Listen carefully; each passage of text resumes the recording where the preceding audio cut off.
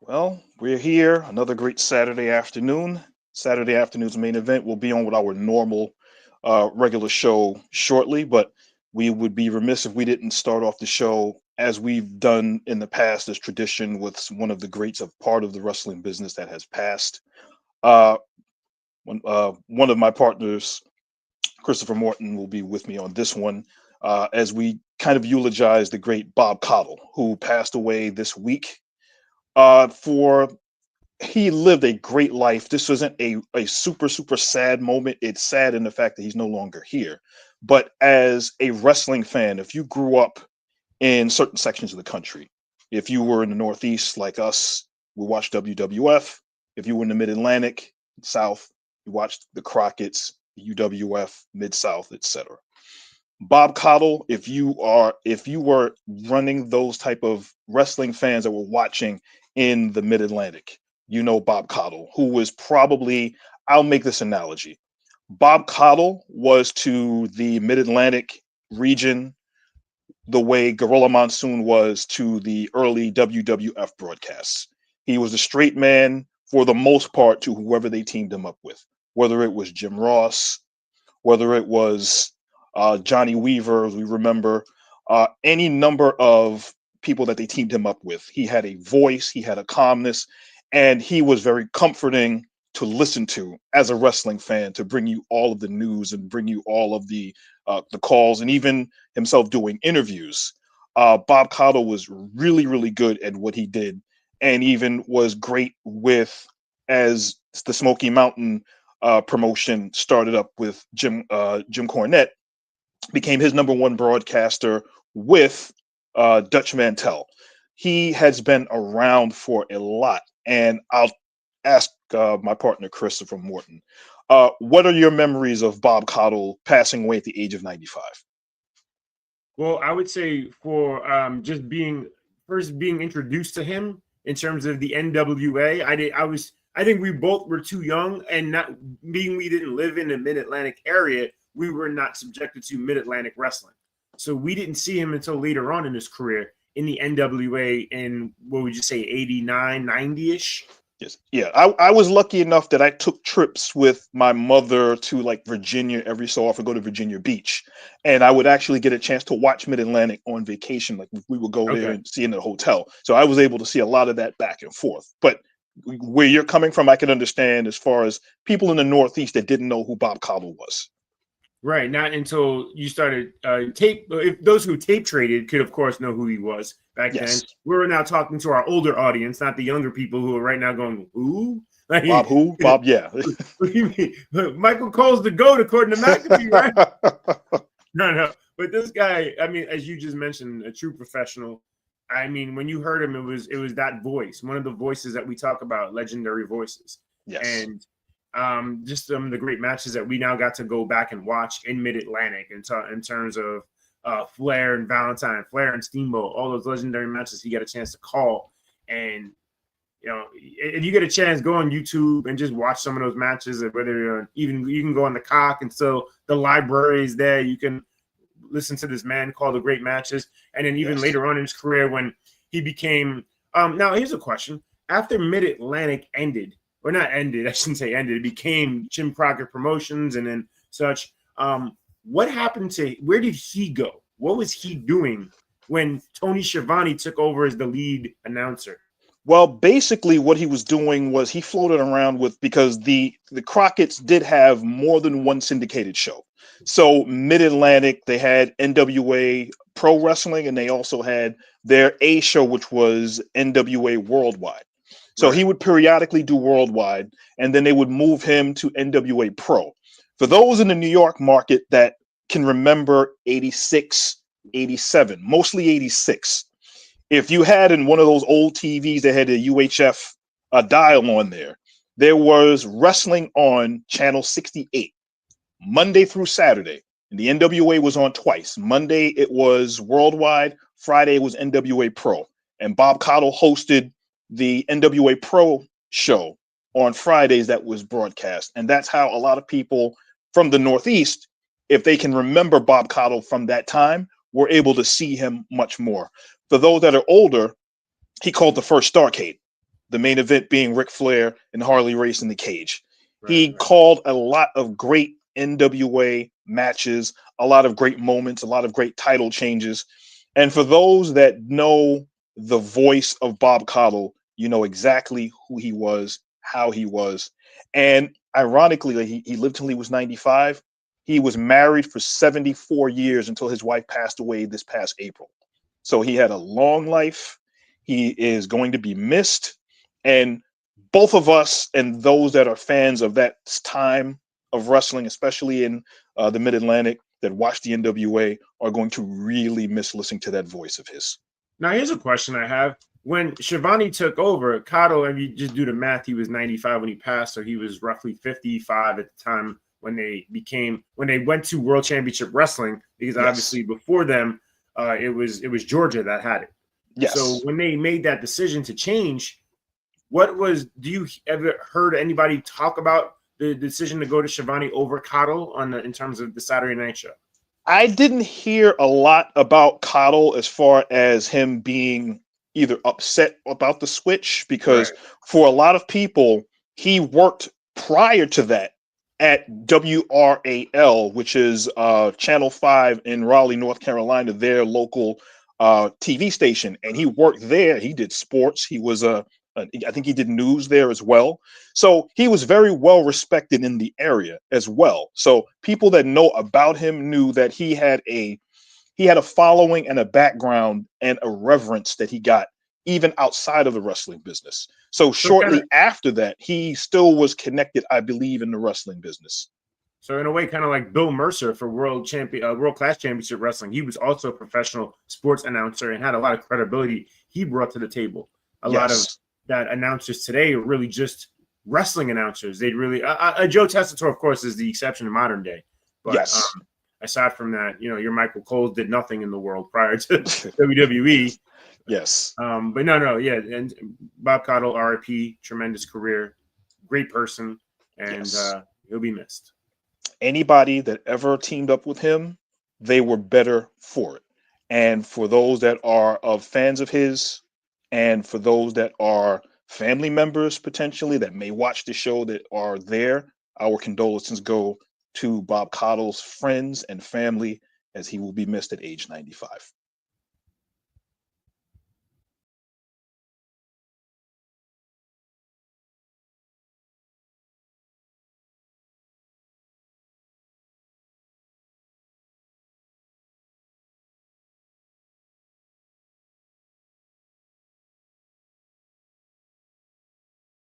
Shock the system.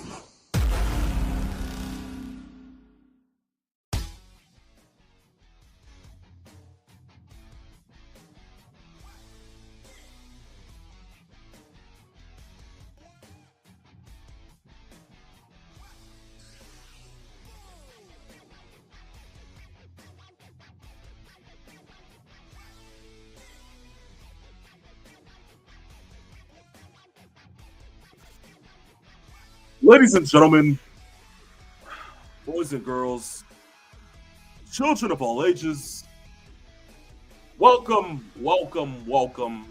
to another episode of the phenomenon known to mankind as Saturday afternoon's main event.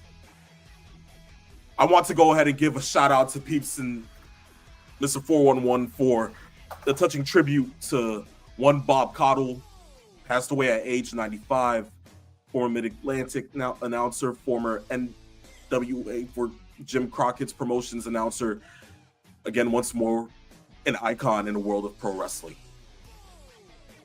As I sit here today and look over at my computer and my desk and look at the time, being that it is 3 o'clock in the afternoon, I think nothing more than a professional wrestling. Some of you may know that.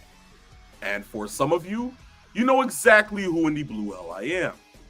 But for those of you who somehow, some way, after months and months and months, and episode after episode after episode of watching, and the wax in your ear stops you from understanding and knowing who I suggest you go back to school, go into your local library, get the biggest dictionary you can find, preferably Merriam-Webster, and look me up under the word phenomenal. Ladies and gentlemen, it is I, the phenomenal one, and of course, here on Same, I'm not alone.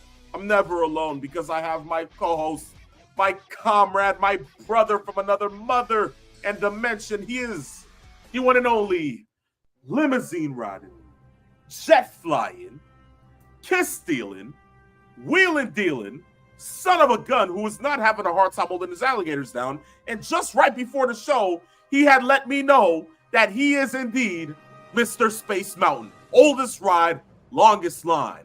Guys, put your hands together. Give me 2 claps and a peep snake. Woo! Yes, yes, yes. It's another great Saturday once again. We eulogize the greats, for they are now legendary as they have moved on from this mortal coil and they move on into immortality.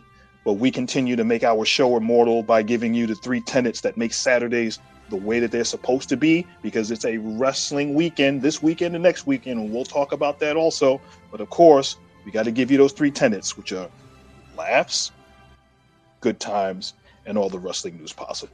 That's all you need to get a great Saturday going. Absolutely, peeps. Thank you, my brother. Thank you, thank you, thank you. There you go. But of course, we're not only joined by the peep stage, we have our other co-hosts. Guys, plain and simple, if you ever need a joke, dark humor, or any type of real DX97 references in your handbook for a perfect Saturday afternoon here on Saturday Afternoon's Main Event, all you got to do is one thing and one thing only. Open up that phone and dial 411. Ladies and gentlemen, the host of Morton's Law, Christopher Morton, Mr. 411. How you guys doing today? Did you, by the way, when you introduced Nate, did you say dementia? I don't know what word you used there. I wasn't sure. What? Huh? Who? Keeps you here. Yeah. Good grief. But Chris, how Yeah. you doing, man? Life. I'm here. You know, that one word makes a whole lot of a difference. We can take whatever that meaning is, and we know what you mean. Absolutely. Absolutely. Yes. But with that being said, guys, thank you for going ahead and tuning in, whether you are on Twitch, Twitter, or YouTube. We thank you for the support. We appreciate the continued viewership and engagement of this show. Again, if you follow us on all of our social media platforms, amazing. Appreciate you. Thank you. If you do not by chance, all you got to do is 3 things. If you have Instagram, go ahead and follow us on Instagram at Saturday Afternoons_main event. On Twitter at Saturday Main. And of course, on our TikTok, where we not only deliver wrestling news, but also good engagement type of memes for your pure enjoyment. So all you got to do on our TikTok is follow us at Saturday Afternoons ME. With that being said, I think we can go ahead and Real quick, Rich, real quick. So I work with children. They still allow me to do it, by the way. I don't know how. But talking to a coworker the other day, found out he's a wrestling fan. So I go to the channel to show him what we do. I hit subscribe. One of the kids comes over and goes, "Oh, I'm a wrestling fan. Can I watch the show?" I'm like, no, not for children. I actually had to say to him, there are times where I will say something inappropriate, so you cannot watch this show. Can you imagine you actually said yes, and that kid went home one day and said, "Mom, what's a house show curtain jerker?" It's a lot worse than that, sir. And it's not the curtain that he's referring to. Oh, good grief. Yeah. Saturday Afternoon's Main Event, guys. Yes. Only on house. It might be the longest line, but 2 strokes and done, right, Nate? Oh, Lord. Yeah, like I said, one of those shows. He's going to need a double dose of Viagra and whatever type of Moet he can get his hands on. But, look, I think it's only fair we get started with today's show. And, of course, the only way you can start that is by here. Which, of course, when you hear that sound, it's time for one thing only. Guys, it is time for Wrestling Crash Course. All right. Just to let you guys know, this will be the last time we hear Wrestling Crash Course. Don't worry, guys. A revamp is coming immediately next week, so stay tuned. But we're getting started with Wrestling Crash Course today. And the first thing on here is the Monday Night Raw review from this past week, hailing in the most famous arena of all time, Madison Square Garden. The Mecca. Sold out show, which featured the likes of John Cena, Cody Rhodes, CM Punk, Brock Lesnar, Roman Reigns, and just to go ahead and get his toodles flipping, the greatest oh, he's not that anymore. Triple A Mega Campeon, Dominic Mysterio.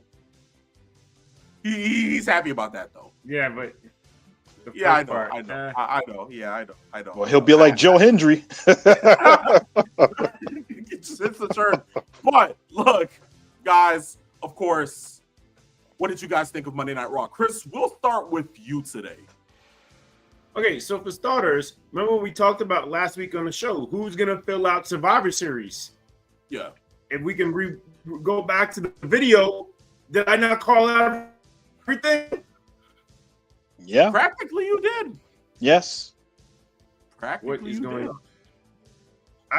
I said Lesnar. I said Roman. I said the only thing we didn't get is The Rock. Okay, that's the only thing we didn't get. I said. Yeah. So it all played out.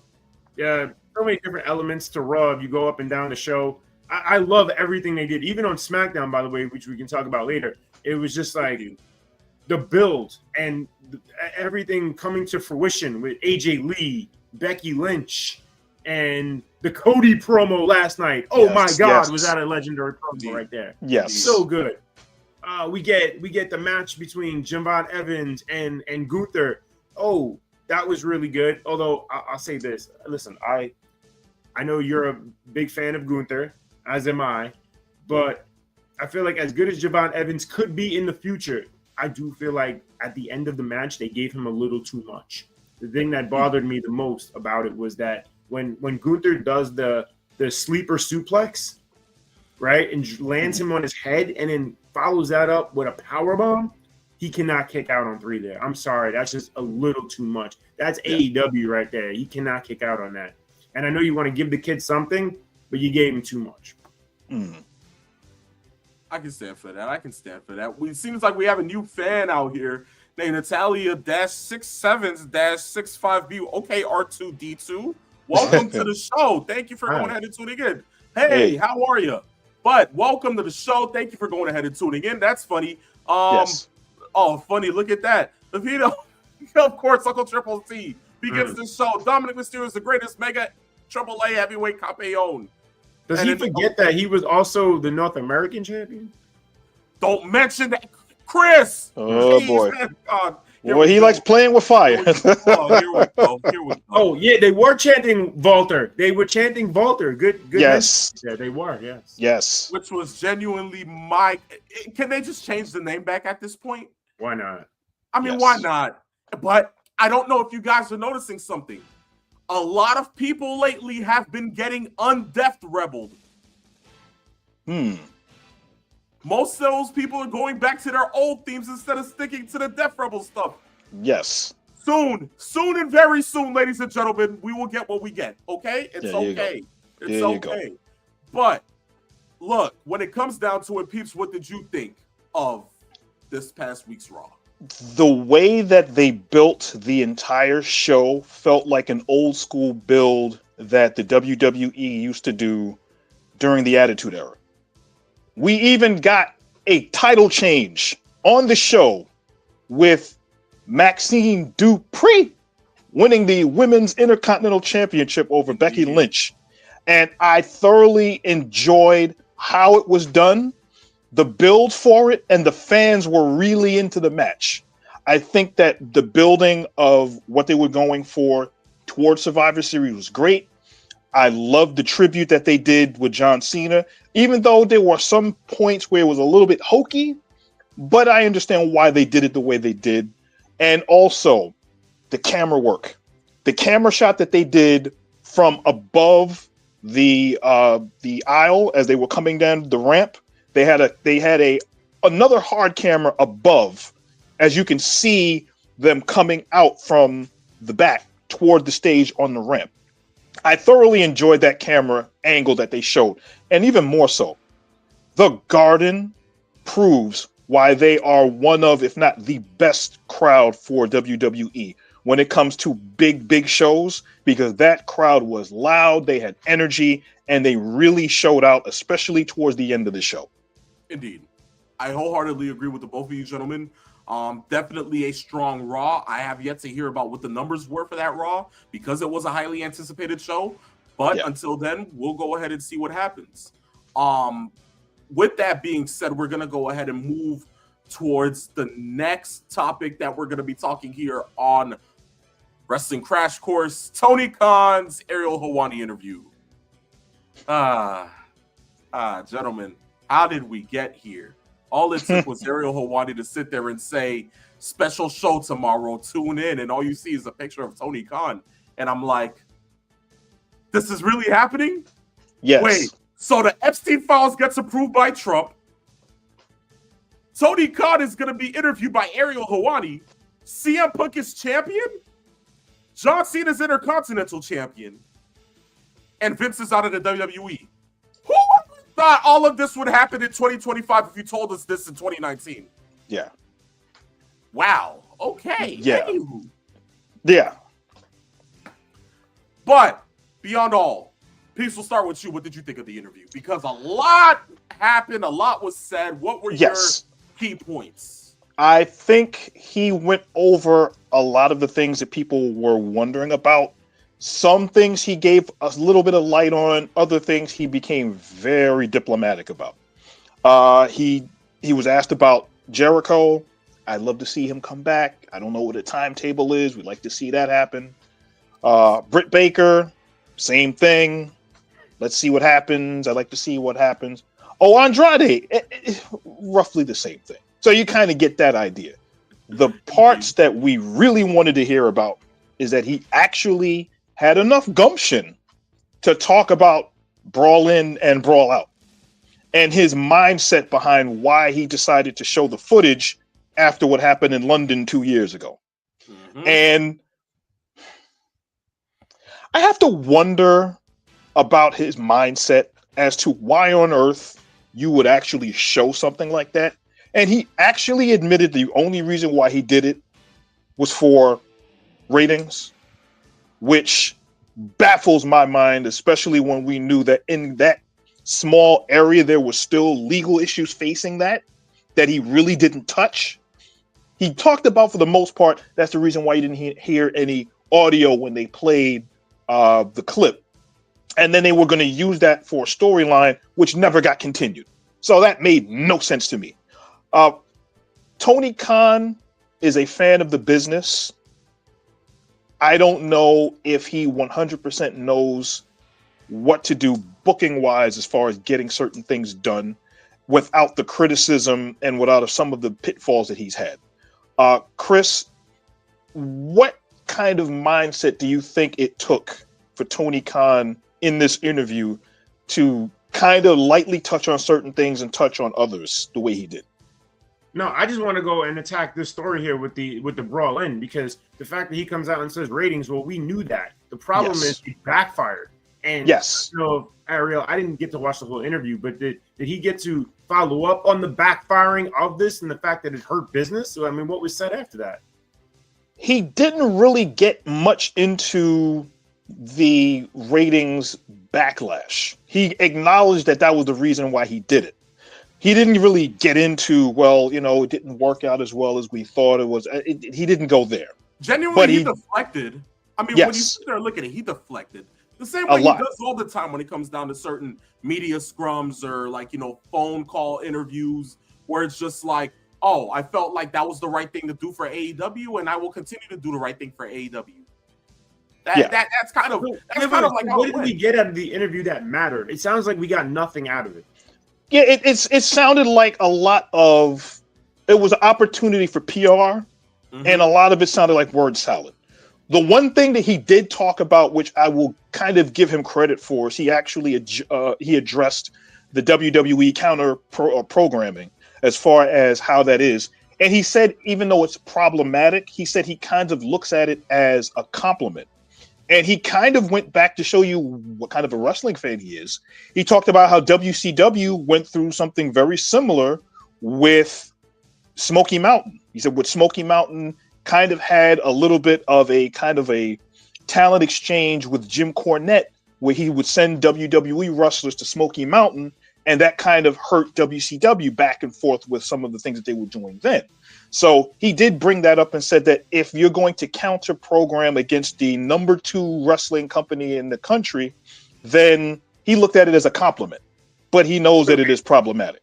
I'm sorry, I'm confused. He was talking about because WCW had a working agreement with Smoky Mountain. So they were doing a talent exchange. How did it hurt WCW's business? That's just not true. Yeah. Well, that's one of the things that he brought up. And I think that if you're looking at it from the standpoint of how he looks at what this is, I think it's spin. I think it's a big amount of spin in that sense.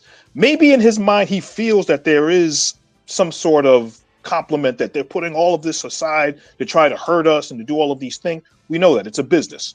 At the same time, if he wants to succeed, and we all want Tony to succeed and get AEW to where it was 2-3 years ago, where it was on top, where it was better, and they had storylines and they had great in-ring action to where they were then. But he has to realize that a lot of the things that are the problem has Tony Khan's name right in front of it. Wait, but isn't it fair to say that it was so great 2 to 3 years ago, then how did business fall apart? Yeah, that's so was part it really ever great, or is that just coming from Tony Khan? When was this show ever great? This is what I think. I think in the standpoint of having the instant cachet of how AEW was when they first started. They were the alternative to WWE. At that point, WWE fans had kind of cashed out on what the WWE was doing. The product was stale. They were doing a lot of silly storylines. It was Roman Reigns and dog food and all of that kind of nonsense was going on. AEW did something fresh, considering on the national stage. And then COVID hit, and then they had to kind of readjust. When COVID was over, they were able to continue some of that momentum, and it lasted for a while. Then they got CM Punk. They started to open up. And then after that, it kind of started to really fall apart between the injuries and change in booking and certain things. I don't know what the formula is for Tony Khan right now, but whatever it is, he seems to be struggling. Okay, I'll say this in terms of the person you just mentioned. Yes. When did business fall apart? For the most part, they survived Cody with an exception, right? Because Punk, Cody left, Punk came in, he filled the shoes, and business was really good. Was the show overall great? Every Punk segment was great. Back then, we could say every MJF segment was great. But what else in the show besides of the matches that we see year after year, where everybody kicks out of everything, moves don't matter, psychology goes out the window? And if that's the kind of thing you like, well, that's for you, but it's not for the majority. And the majority have spoken by not watching. Yes, because it's been a while since they've done a million, which is what they were averaging the first couple of years that they were around. They were getting between 900,000 and 1 million viewers, and they have not seen numbers like that in years. And the thought, by the way, by the AEW fan is that, oh, we're wrong. We don't know what we're talking about. We're the minority isn't always, wrong, right? So in this sense, that's what they're always going to come back to. You guys don't know. It's like a canceled television show that no one watched until afterwards. It became a cult following. This is not going to be a cult following. No one's going to watch. No one's going to go 20 years from now. Oh, my God, what were we missing on Dynamite? How great of a show was that? Not happening. It's the 9 okay, LA Knight. Jesus. What's going on with us today, man? Like, Chris, very passionate. I like that. All right, appreciate you for that one. But all in all, we'll move on to the next topic here, and it is AAA's Alianzas premium live event taking place today, streaming on YouTube. Peeps, of course, 4 matches, 3 of them being highlighted WWE talent matches. Peeps, what are we thinking of this show? Is it going to be something to look forward to, other than the fact that the greatest AAA Mega Campeon is on the card? Yes, it's going to be another very good show, just like the previous two Worlds Collide shows that they've done. The WWE has done a great job promoting AAA. They've done a great job integrating their wrestling talent on the show, and they've also done a great job of bringing in some of those AAA wrestlers onto NXT, onto Raw, onto SmackDown to promote that as well. The in-ring work has been really good. I'm looking forward to this. I'm going to be watching Full Gear later on, so I will watch the replay either when I'm done or probably in the morning tomorrow. But yes, they're going to have a really good show. I think without question, it's going to be a really good show. Okay. Chris, how are My you feeling question about is this? about the AAA relationship. Sorry, phenomenal. You're good, man. You're good. Because I just want to see what's going on behind the scenes here. Is Okay. Conan still booking the show, or is there a caveat with other people involved? I think he has input. I'm not sure if he's actually still doing full-scale booking of the show. But who's involved? Yeah, I believe he's involved. No, I know he's involved. I'm saying yes. who else is involved, and is that going to create an issue going forward, telling him, well, he needs to put the WWE guy over one of his guys, even though at one point everybody may have been one of his guys, right?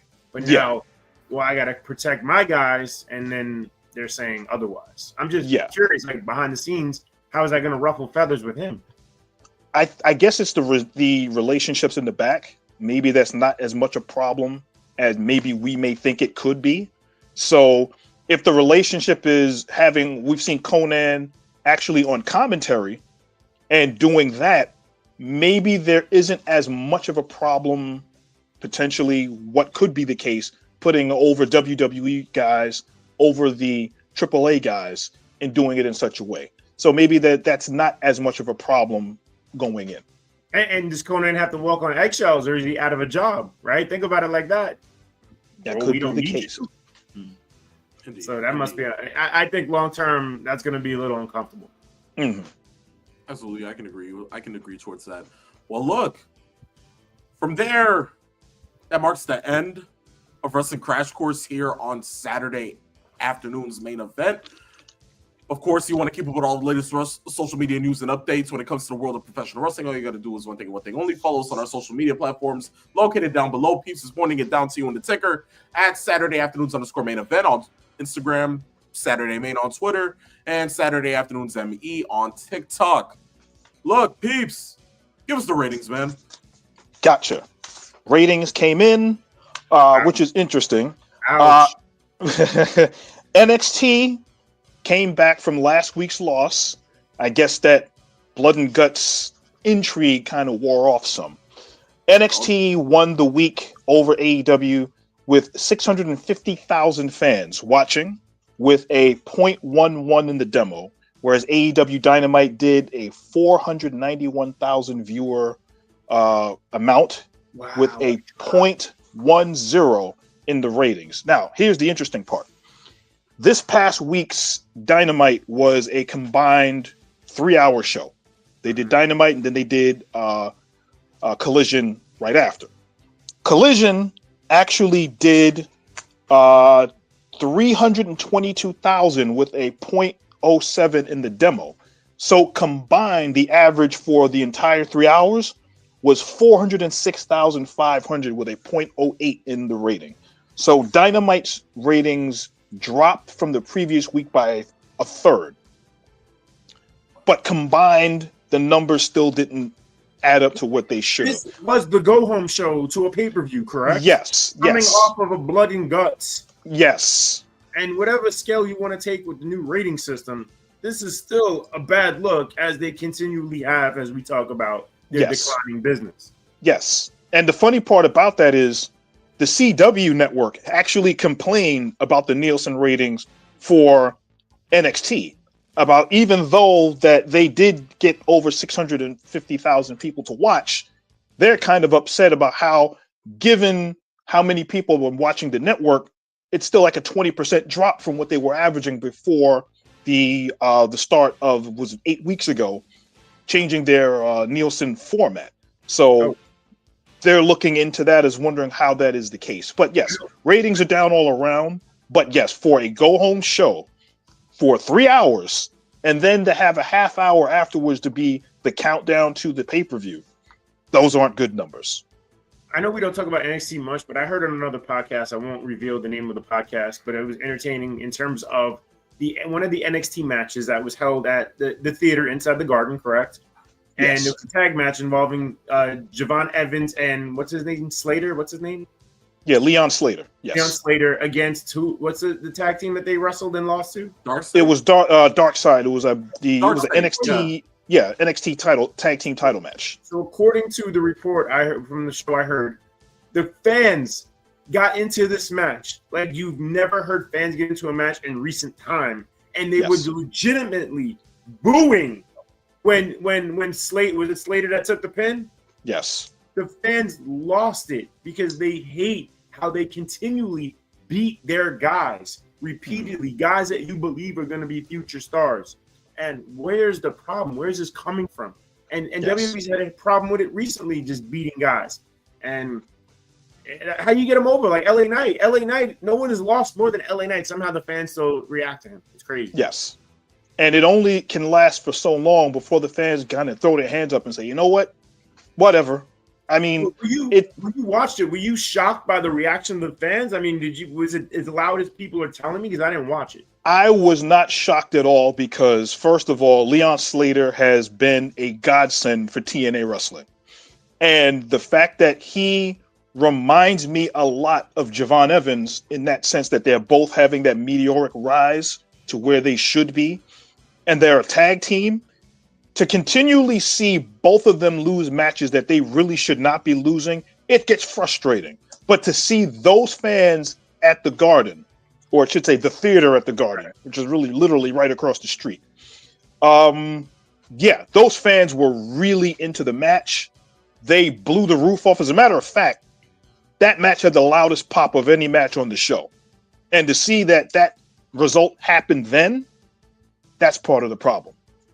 Rich, what do you think about this when you were watching it live? Were you like, oh my God, these fans are crazy right now loud? I mean, I looked at it as this is New York City. Yes. It is the most hostile, but most realistic group of fans that you can get for a professional wrestling show. If you suck, they'll tell you suck. Yes. If you're amazing, they'll tell you you're amazing. If you're a fan favorite and you get pinned, of course they're going to boo. But in this sense, it showed me that as much as New York City is a landhold for WWE, they are a landhold for professional wrestling as a whole. Because the fact that the way that they were just like, how can you let Leon Slater get pinned? Yes. And the reaction that they gave showed that, look, as much as we support WWE, we support TNA just as much. And Leon Slater is one of the very best. But to have him take the pin to make him look that bad is insane. It's despicable. And they literally let it be heard. And for me, again, as much as my reaction is like, it's New York City, I wasn't surprised because, again, I would expect fans from where we're from to go ahead and be vocal. It was more like, to me, about damn time they go ahead and stick it to the company. But is there a bigger issue? Because people are talking about how bad NXT has been booked recently. And you talk about Triple H and how he's fallen off a little, although, let's be fair, this past Friday, kind of picked it up a little. But is HBK part of the problem here? What do you guys see as NXT going forward? I mean, this team that they lost to, people online are saying they're not good in the ring. Like, why are these guys are tag team champions? I feel like within this sense, especially if we're talking about like booking wise, it would be hard for me to say HBK's fallen off when he's done a pretty good job still controlling and combating with the women's division. Because again, still, I look at the women's division as fresh. A good set of talent going ahead and making main roster runs now, like Lash Legend. You have individuals like Ia Hale still in the still out there in NXT making a name for herself and doing her thing. You know, Chelsea Green out there to enhance the talent of women out there with Lola Vice. who they're going to be facing each other at Triple Mania tonight. I sit there and look at the certain other intricate parts of NXT, and I'm like, HBK is doing his very best, and it's not bad. Where I think there's a stalemate here is within the tag team wrestling of NXT, where I feel like that's taken a big hit for a long time. And when there's talent out there that could be used, that isn't being used on the main roster, that is, and you're like, why can't the Motor City Machine Guns be here? When genuinely we thought that they would have gotten to start to be like, oh, you know what? Let them more NXT. But of course, knowing that they were big names, it was understandable that they can go to the main roster. Teams like DIY, individuals like that. You're going to sit there and tell me that Johnny Gargano and Tommaso Ciampa wouldn't be good in the NXT division? I understand now that NXT is more of a developmental but real kind of third brand kind of thing. I only look at them being a third brand when it comes to the women. But other than that, men's roster can somewhat need help, even though Obafemi and Trick Williams and Ricky Saints are spearheading it. The fact of the matter is that they can do so much more if some of the main talent roster, tag teams that are being used, at least can jump over to NXT. If you're looking at it as a third brand, then why not can these other tag teams show up on there? I think that's what it is for me. I don't think it's anything else other than the male and female roster being good, but the tag team division is just abysmal.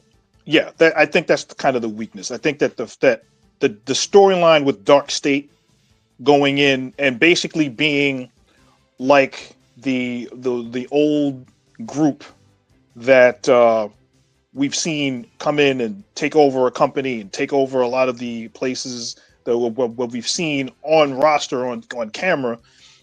We know that storyline works.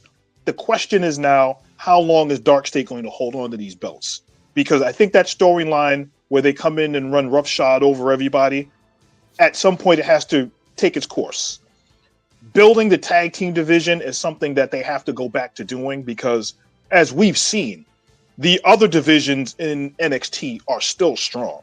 The tag team division has taken a hit. And I think that's pretty much what it's been from that standpoint. Indeed. I can feel the same way myself. But from there, that marks the end of that. Guys, there is no more 30 seconds of break time. We're running roughshod right through this whole thing.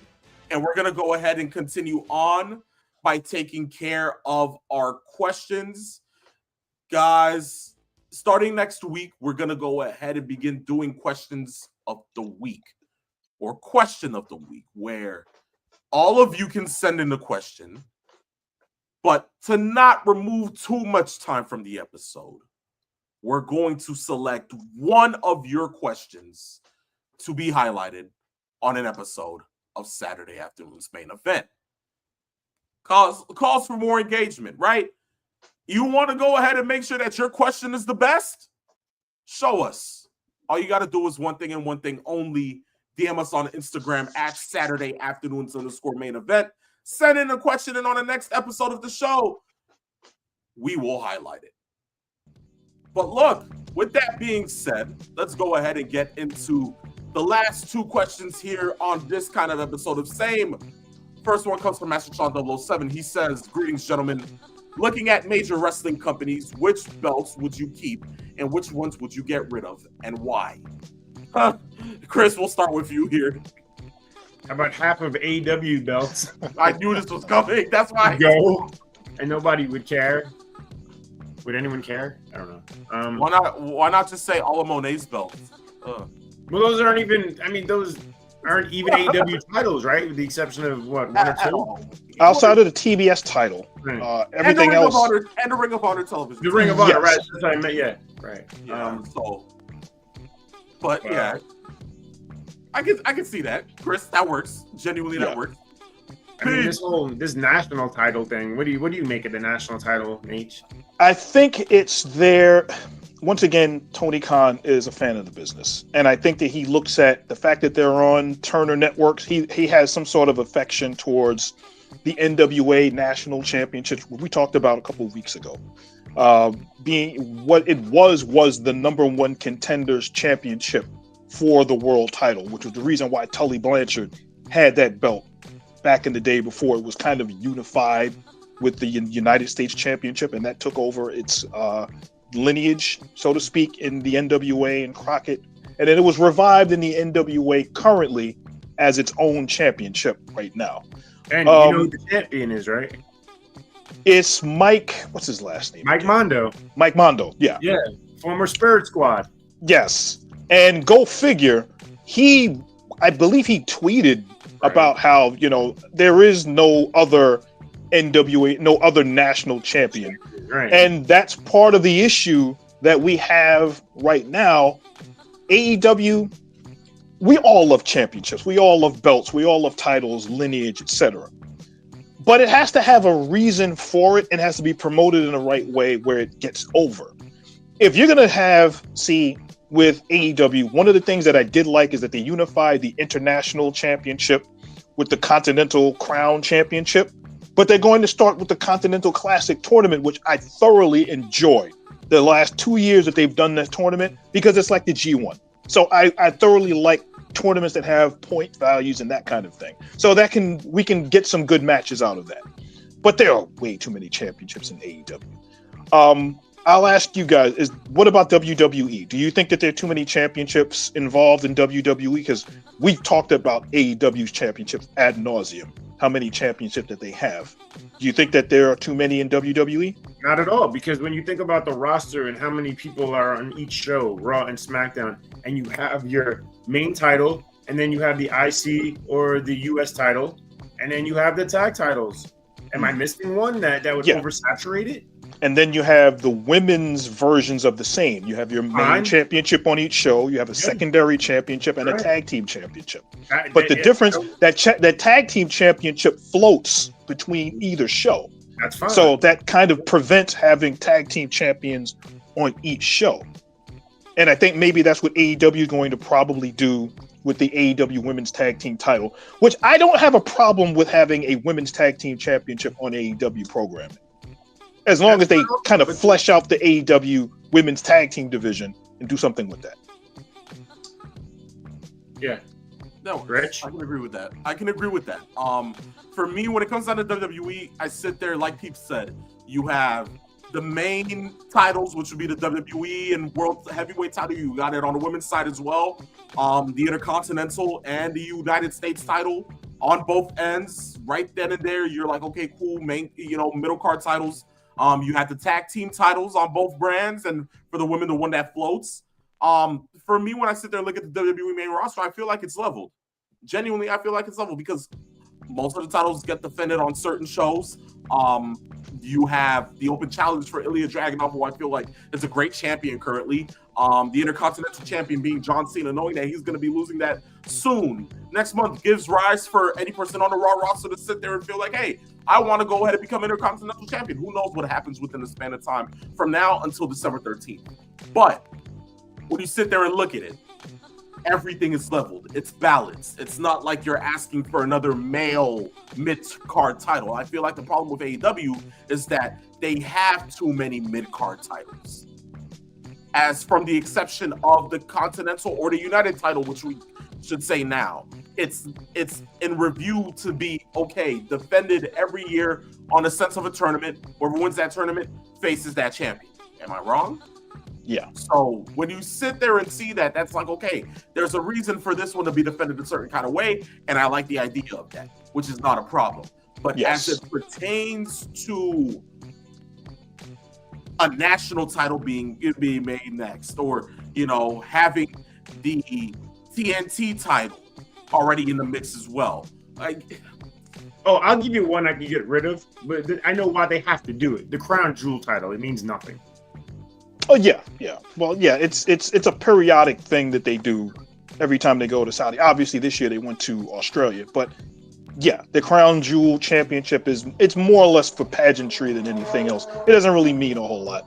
I think what the WWE is doing is your main championships are there, but the secondary championships are important to television because those are the workhorse titles when you think of the old school WWF and WWE, workhorse championships with a U.S. title, your Intercontinental title, and you had matches that were contenders for match of the year on any given TV show, and then they would get prominently displayed, usually on a pay-per-view or premium live event as they are now. You guys remember That's for what's how many missing. years or how many years we would talk about how poorly the Intercontinental title was Yes. used and defended, or not defended at all, not Yes. defended on WrestleManias. There were Yeah, WrestleManias, it was they go not years without a title match at WrestleMania. crazy.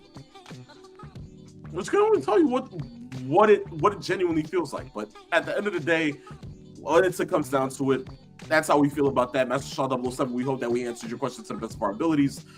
From there, Hara 316 says, okay, so far I had 5 vodka and sodas, 4 shots of tequila, 3 whiskey, on the rocks, and 1 beer. And yes, I'm cutting back, my friends. But here's my question. Partridge in a pear tree. Holiday season. Why not? Holiday season indeed.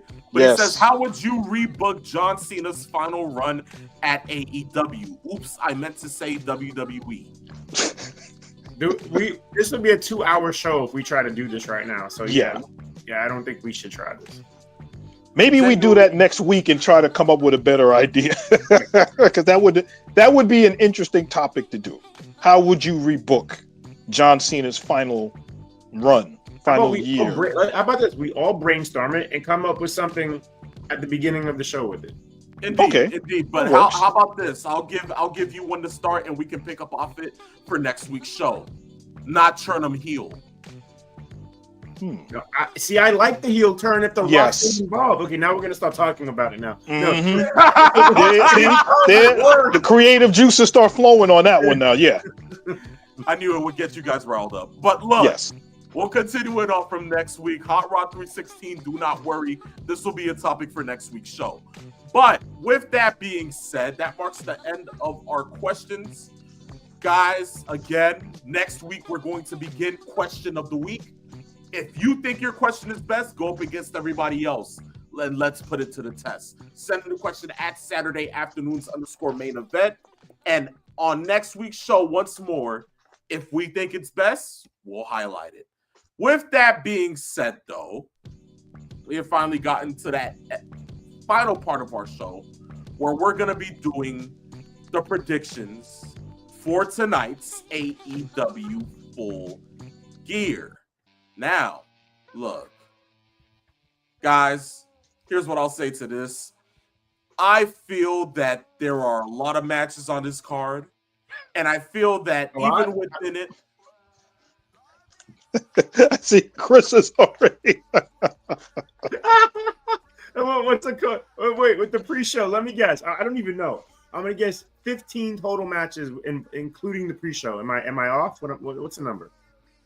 you're pretty close. 13. Okay. Actually, wait.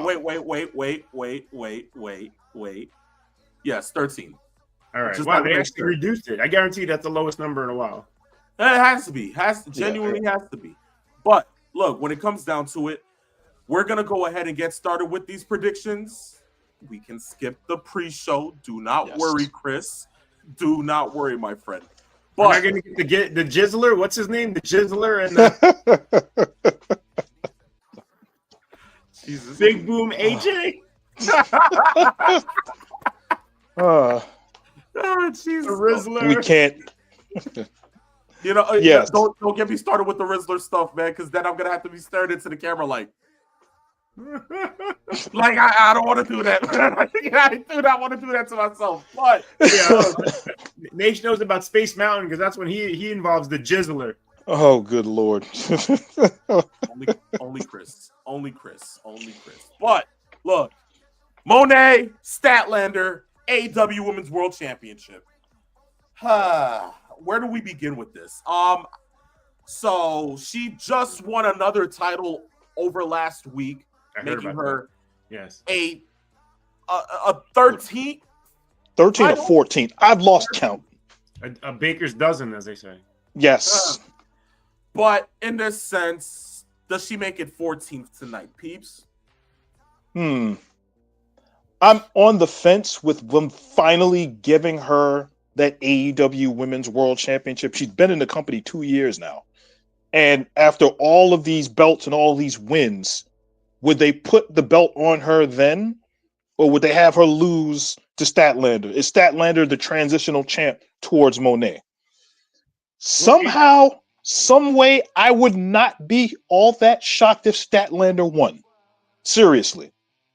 I would not be shocked. And I'm actually going to go with Statlander on this one. Okay.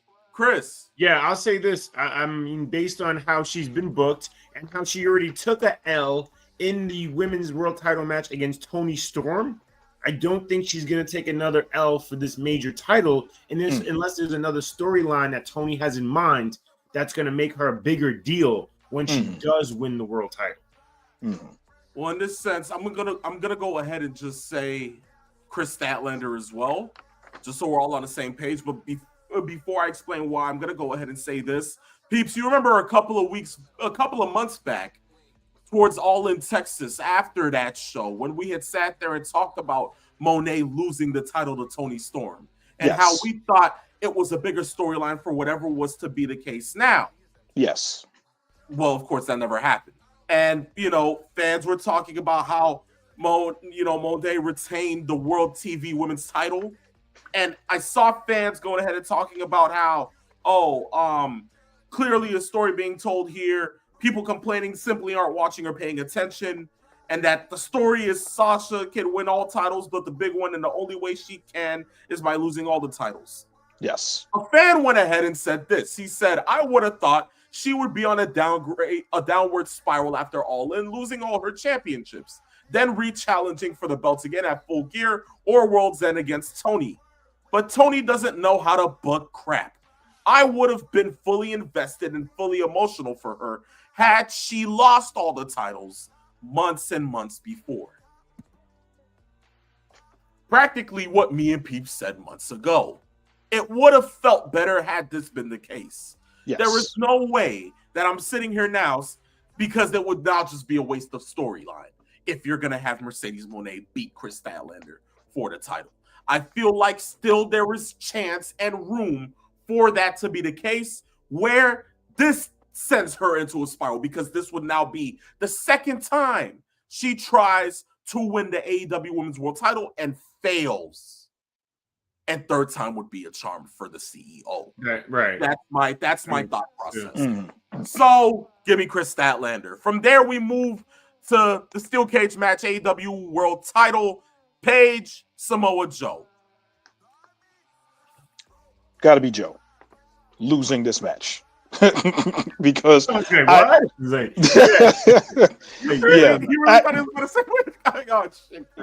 it's Paige. They're not taking this belt off of him right now. Indeed. It would behoove this company to make this actually the main event, because over the last few months since Paige won this championship at All In, he's only been in the main event, I think, once in 4 pay-per-views that he's been champ. So if that's the case, and they're going to make him, he is the world champion, they're sticking him in a cage, I'm expecting blood and violence as everything else. I expect this to be the last match between these two, and I'm expecting Paige to win this. Okay. I'm still surprised. I get it. Joe turned heel, so they haven't had a second match, but no one believes Joe's going to win. That's the thing. Like, why should you invest all your emotion into this? What scenario plays out where Joe could actually win? Yeah. Is there one? Can you come up with one? Not at all. I can't think of one off the bat. I mean, it's not as if we have Paige having to now try to align himself with anyone, that he doesn't have any friends, or he's not trying to reform the elite as faces, or he needs to help out a friend or something like that, or the ops hurt somebody in his family. We don't have that there. And unless they're trying to go on the fact that Joe is just a super violent guy, that he's going to literally go to Swerve Page style of violence to win this belt, I don't see it happening. Oh, I heard something from a show review in terms of this past Dynamite or maybe it was the previous week, rather, probably the previous week, where Joe, when Paige announced that it was going to be a steel cage match, the Samoa Joe we know and love, the killing machine that we know and love, looked concerned by it being a steel cage. Yes. That's true. And did Yes. that destroy him right then and there to the fans? Mm-hmm. Right. Yes. Because he looked back and was like, what? I can't believe it. He put his hands in his face and he rolled his eyes. And this was even if it was 2 years, the Samoa Joe that won the AEW World title last year would have ripped Page in half. Now I'll say this. Lately, I've been seeing Samoa Joe do this. I don't know if you're catching on, and you should catch on it because that's your boy. He's been channeling Ric Flair quite a bit lately. Yes. With his promos also. Yes. And Flair's reaction would have been just that to a steel cage match because he's the heel that doesn't look like Samoa Joe in stature. But when you look like Samoa Joe in stature and your opponent is Hangman Adam Page, you cannot have that reaction. Yes. Unless Page is being booked as some sort of superhuman person that cannot lose matches. That's the only way that would make any sense to somebody like Joe. And that doesn't fit this whole getup, so to speak. Now, if he was talking Texas Death Match, that would have been a different story, of course.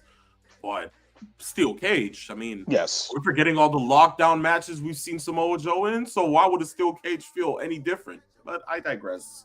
First one of today's show. Look at that. Yes. Huh. Well, look, from there, I'd say give me Hangman Adam Page to retain. With that being said, next match, Brodito versus FTR for the World Tag title. I hate you, Mr. James E. Cornette.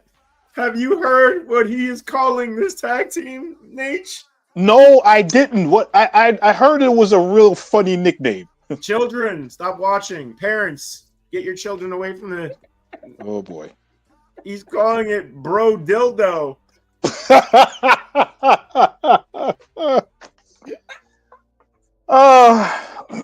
Yeah. That is hilarious. That is. I just knew it was coming. That's why I was just like, brace yourself. Yeah. For Morton here on Saturday afternoon. And the funny thing is, they are a good team. I'm just repeating it because it's so funny to me. I know. Like yes. Jeez. You gotta love it. You gotta love it. But, oh, man. Jeez. Give me. You got FTR winning? Yes. At some point, FTR's got to win these belts. Exactly. And I feel like it's. And you think, based on what they're doing now, I think that this is going to be the pay-per-view that they do it. First of all, I actually enjoy watching Bandito and Brody King as a tag team because they've, over the last couple of months, have had some really good matches.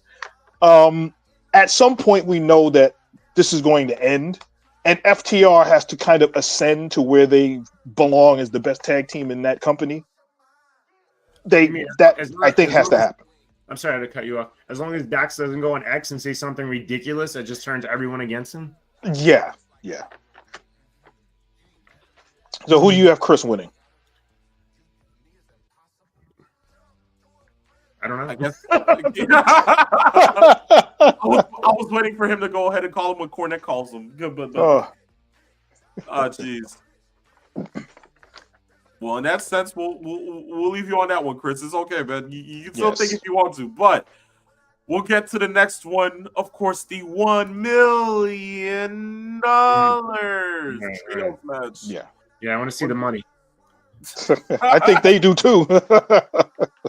All that Tony Khan has to do is open up his father's suitcase. I mean, geez, he walks around with it with the rest of his toy cases. Right. But it's okay. Kenny Omega and Jurassic Express, of course.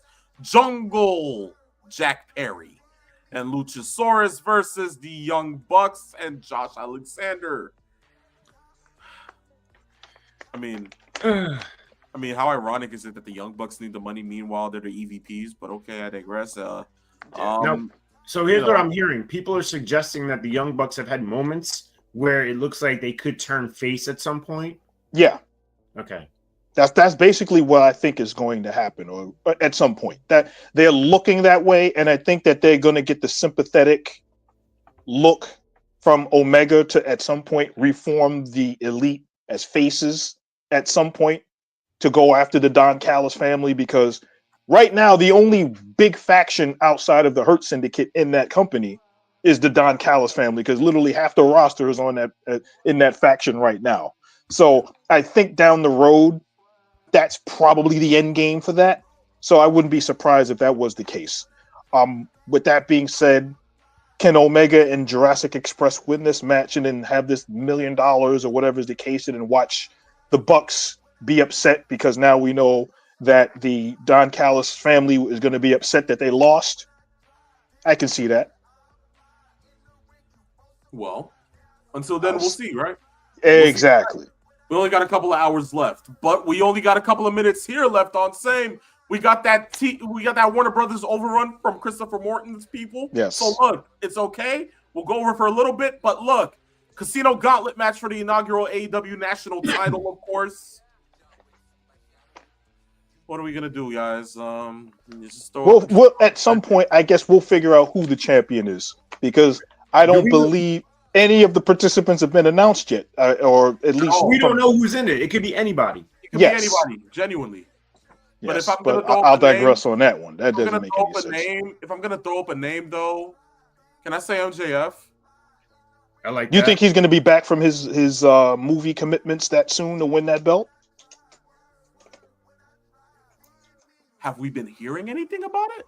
Well, I know that's what he's supposedly doing. Is he's out either filming a movie or doing Hollywood press or whatever is the case for whatever movie he's supposed to be doing. So I mean, he has been keeping a low profile lately. So for me, I'm just saying, this if they did bring him out there, that would work. Well, we know who it won't be. Adam Cole, baby. I'm sure you guys heard the story. We didn't even talk about that, by the way. The latest news is. And ironic in the fact that we talked about Adam Cole last week about what could potentially happen, and here we are with a story that he is probably going to have to retire because of his post-concussion syndrome. Yeah, unfortunate. That just sucks. I'll give you one. I'll give you one outside of the box who's not even in AEW. Now I don't know what the contract is for him elsewhere and status, whatever. How about Killer Cross? Oh, I would love that pick. If they could swing that would definitely work.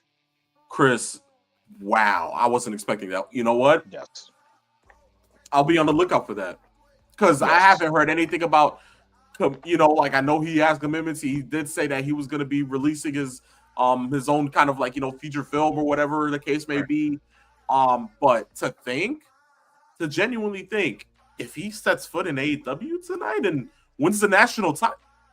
Well, we do know that the first two participants are from the Hurt Syndicate. I believe Bobby Lashley is one, and Shelton Benjamin is number two by virtue of the match that he had with Speedball Mike Bailey, which was interesting in the way that match ended, because the super kick that on the inside. Yes, the super kick that was sold, and then the pin attempt, which then was broken up because they liked that finish, but the referee wasn't in on it.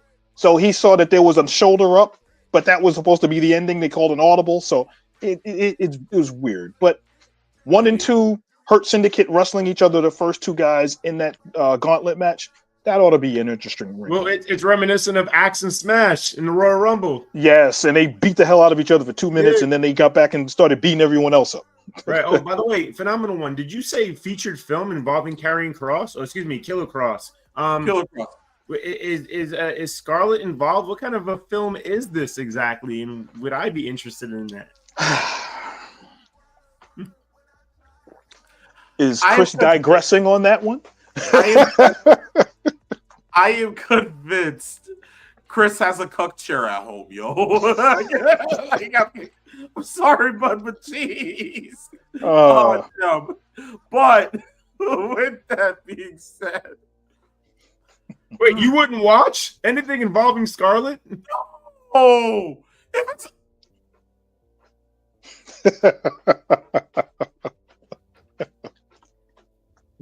I hope no kids are watching. I'm hoping. Oh, yes. I have to put the age restriction monitor on it. Jeez. Oh, damn it. But no disqualification match for the TNT title. Briscoe versus Fletcher, and if Briscoe loses, he will be forced to join the Don Callis family. So, I guess Mark Briscoe's champion, right? You think Briscoe's going to win this? I think that Kyle Fletcher is going to win.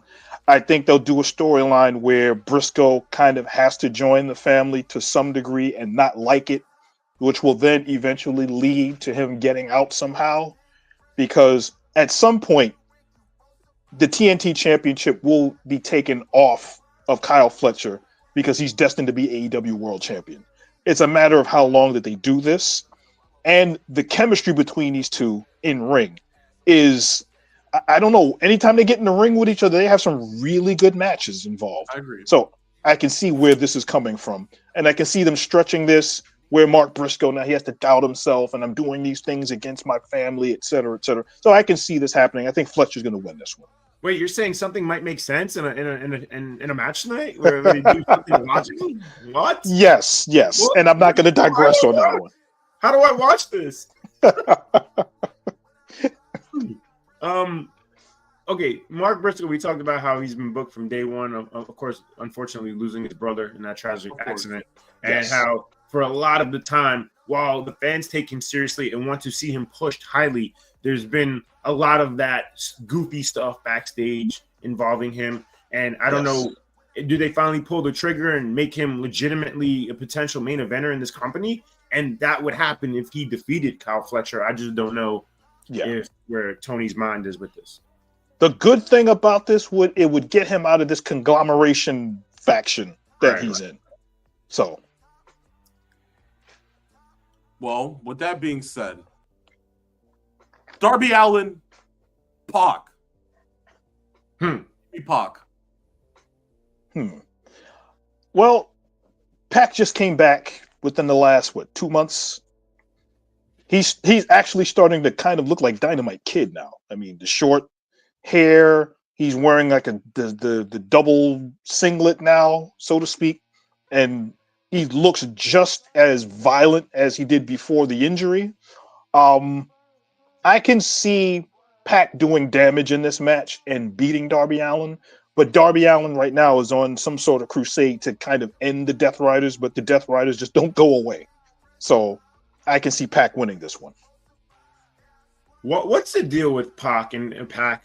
How he's always like, there's always a start and stop, or he vanishes for months. Does he actually get hurt, or does Tony just give him time off? Why has he never been there for extended periods of time, being built in legitimate programs where he could be? I mean, doesn't he have 2 wins over Kenny Omega in the early stages of this company? Yes. What happened why was he derailed? Yeah. Well, he had bad injuries. I know he had a bad ankle injury some time back. He took time off. Then he had issues with his visa, which took him off of television for a while. Then he had gotten injured again. So he just had in some issues, he's had a lot of rotten luck. So that doesn't help either. You're not wrong with that, peeps. But I guess with us having those predictions, we have 2 more matches to go. The 12th match here on same Babes of Wrath, Willow Nightingale and Haley Cameron versus the Sisters of Sin. Consisted of Sky Blue and Julia Hart versus the Timeless Love Bombs of Timeless Tony Storm and Chris. Brace yourself, Mina Shirakawa. Okay. It sounds like tag team straight out of New Japan. Sorry. The first one sounded like you were Napoleon Dynamite for a second. The next jeez, Chris. Good grief, man. But versus the last group of Marina Shafir and Megan Bayne. And of course, the winning team chooses the stipulation for their semifinal match in the inaugural AEW Women's World Tag Team title match. Over under botches 5. I like that. You like which one? You going over or under 5 botches?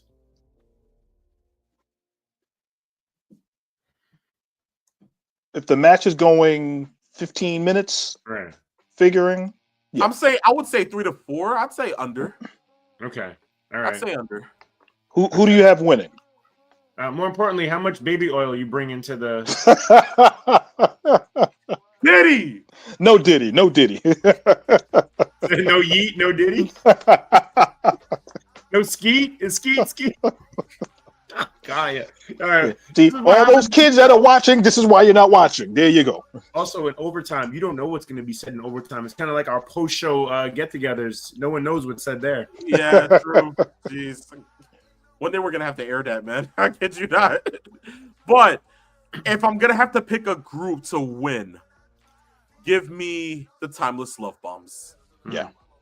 The sentimental favorite would be the Babes of Wrath because the fans are really enjoying Harley Cameron and Willow Nightingale and their chemistry on camera.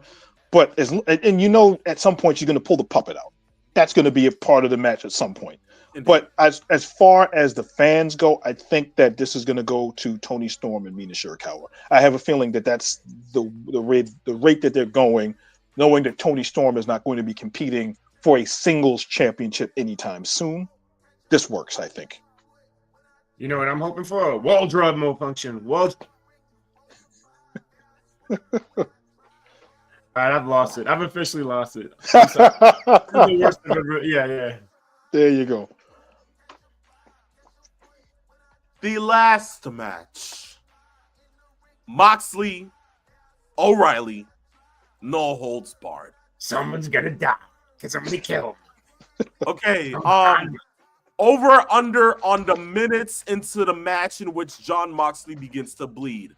1, 2 minutes. Yeah, that's what's gonna happen. Under? There's only under here. I think they might start the match bleeding. You know what? On average, he's been bleeding 3 minutes into the match, so the over under is 3.5. Can you imagine if Moxley came to the ring already bloody? You know, kind of like Goldberg, when he would beat his head on the door and walk out the crowd, and all is just a face full of blood before he gets into the match. Or kind of like the Sandman with the beer can, right? Yes, exactly. Okay. So wait. People have actually looked this up. The fact that he's been bleeding 3 minutes into each match for how long?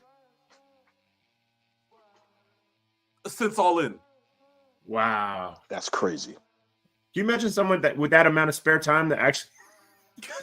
It might actually be a DraftKings bet at some point. The over-under, when he's going to bleed, how long? Good grief. But who we picking here? Moxley or O'Reilly? Well, Moxley did tap in the Blood and Guts match to O'Reilly. So I'm thinking Moxley wins here, right? Probably especially on the pay-per-view, somehow the Death Riders have to kind of come in and do something. So yeah, I can see Moxley in this. So yeah. O'Reilly auto parts. Ow! He beat him twice. Yes. Crowd really reacted to O'Reilly in terms of being a bigger deal since beating him twice, or do they still not care about him? Oh, the fans have really been behind him. So if there is an uproar to push this man, well then you can't beat him, can you? Especially Unless there's a bigger picture. And with Moxley, what if he wins by not getting pinned though? So like, what if it's KO? Right. Knowing it's a Moxley no holds barred match. And remember, you do still have the Death Riders there, lurking somewhere in the shadows. So for me, O'Reilly's gonna lose by knockout. What if there's a new member of the Death Riders that comes in to cost him the match? Somebody we don't expect, because it could be a run-in, but someone new to join the Death Riders. Or if it's not somebody new, maybe somebody like Gabe Kidd coming in that we haven't seen in a while. Great minds. So I thought the same thing. So you see? There we go. So give me Moxley to win. Okay. Well, there you go. Well, that's it. Look at that. Marathon is over. Yes. I know you feel perfect about that. But look, guys, that marks the end of our predictions. And that marks the end to today's episode of Saturday Afternoon's Main Event. We appreciate you going ahead. Wait, over under on length of the show. Are we gonna say 4.5 hours? Or? Okay. Well, the show starts at 8. Well, if you not counting the pre-show, give it until over under midnight. Is it going under midnight or over midnight? Over by about half an hour. That long? So we I think so. It's a no holds barred match. No holds barred matches usually go about 25, 30 minutes So I can see that. Plus, you also have a 4-way tag team, women's tag team title The match. casino gauntlet, Yes. all of that. So genuinely, you have a lot to factor in when it comes to that kind of stuff. And then that steel cage match between Joe and Paige. Who knows how long that goes? Yes. So yeah, give me that. And then don't remember the entrances because yes. Anywho, look, over 12. So over midnight. Genuinely, I'll say that. But anything else other than that, look, guys, we appreciate you for going ahead and watching for today's show. We'll see you next week for the following episode of Same. It was here on Saturday afternoon's main event that I had a phenomenal one. I, the Peeps Nate. I, Mr. 411. Yes, where we came. We saw. And in the words of the Oracle Paul Heyman, send us home, peeps. It's 420. We conquered. Oh, 420. Time to go ahead and get the Suns. Ladies and gentlemen, boys and girls, friends of all ages, catch you next week for Same. We gotta go. See you next week, fans. Thanks, Giovanni. And Mr. 411 down at the bottom. This was Same. Peace, love, farewell.